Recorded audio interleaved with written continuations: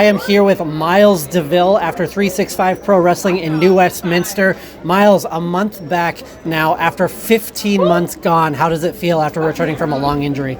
It feels insanely good. I was extremely impatient this whole time, and when I first was injured, I thought I was going to have like a John Cena, Superman fucking return and be back in like 5 months. I was like dedicated to it. It just did not happen.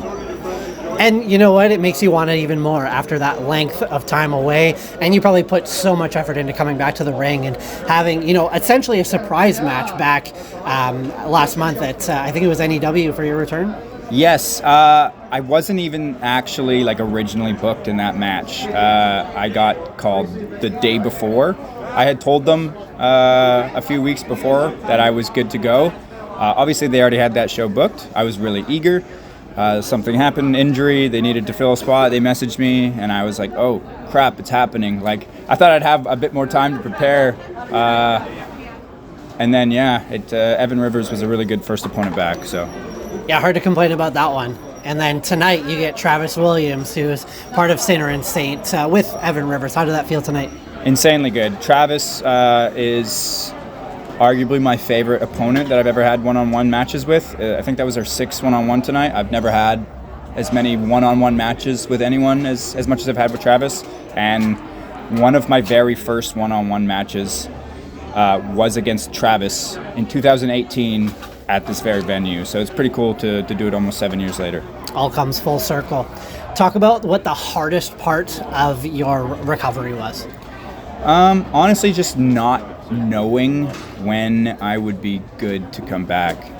There was, like I said, at the beginning, I had kind of put this like timestamp that I had to be back by, and as it wasn't happening, it was very frustrating, but I kind of had to get to a point where I erased that mentality from my mind, and I just pushed through, did the best I could do, and it was more like, when I'm better, I'm better. I can't like just pick when that's going to be. I just got to work my hardest and rehab and work out and do what I can.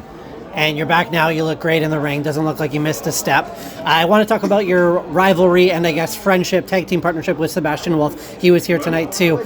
Just talk about how that felt to, headline the Commodore in front of 1,000 people. We were a pretty big tag team in the area. In total, we captured 5 different promotions from here, Alberta, Seattle, their tag titles.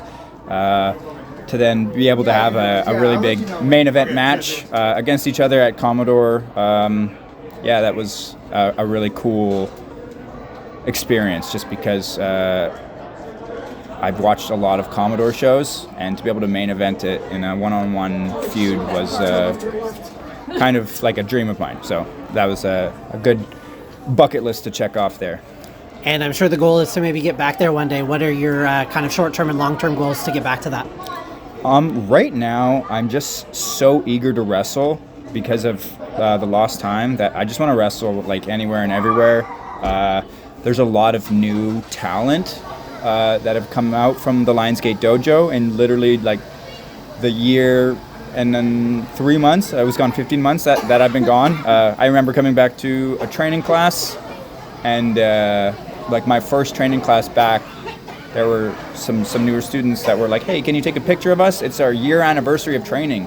And I was like, I've never met you before. This is crazy. So there's a lot of really good up-and-coming talent here.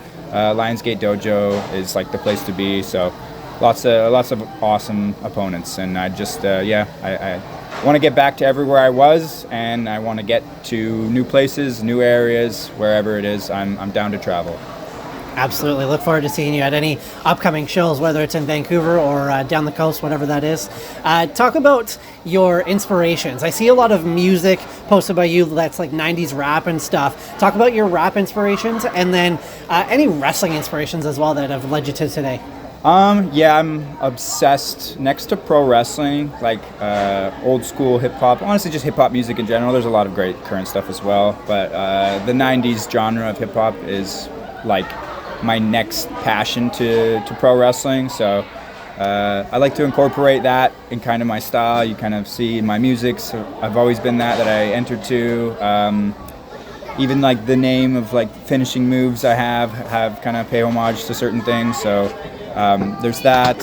Sorry, what was the other question? The other question was wrestling inspirations that you have. Yeah, wrestling inspirations. Zoe.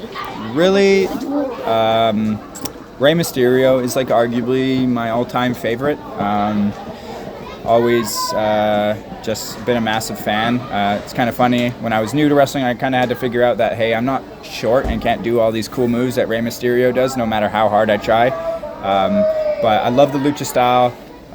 People know I went down to Mexico and trained there for 2 months. I have a lot of respect and admiration for the Lucha Libre style. So definitely that. Eddie Guerrero, Chris Jericho, a lot of those guys that kind of came up in the 90s with the like light heavyweight cruiserweight style. That is a lot of my inspiration. I probably wouldn't be a wrestler if it weren't for Jeff Hardy. That's who pulled me in a lot, like to be an insane fan when I was super young. Definitely broken lots of furniture and jumped off some stupid things growing up as a young kid and a wrestling fan. So, yeah. Awesome. Thanks so much for the time, Miles. Thank you, Tyler. Always good to talk to you. Hey, thanks for clicking on this video. To help support us, click that like button and make sure to hit subscribe.